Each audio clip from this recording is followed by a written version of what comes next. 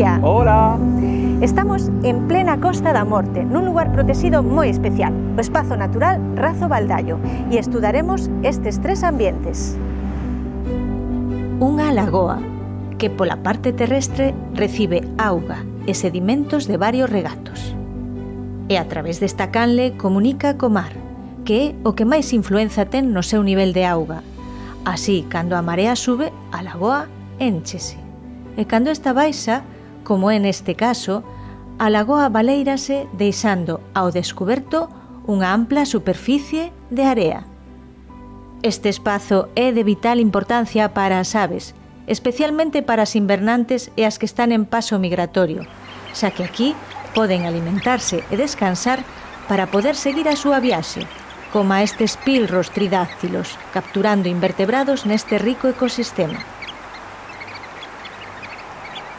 A pradeira salobre, onde a mestura de augas mariñas e doces condicionarán a vida dos seus habitantes. Unha praia barreira duns 5 kilómetros, tamén concorrida por fauna silvestre, como estes pilros comúns.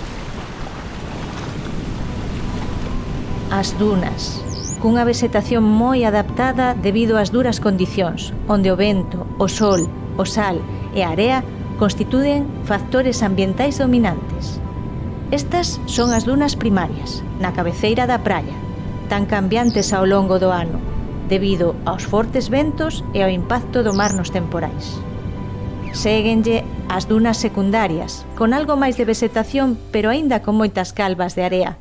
De feito, tamén lles chaman dunas brancas. E seguindo cara á lagoa, a duna terciaria, tamén chamada gris, pola súa cobertura prácticamente continua de vegetación.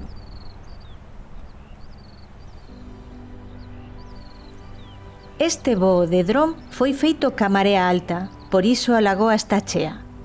Nel marcamos os puntos que eliximos para realizar as gravacións que veredes máis adiante. A pradeira salobre ao pé da lagoa e as dunas terciaria, secundaria e primaria, xunto á praia. Coñeceredes as plantas propias destes ambientes.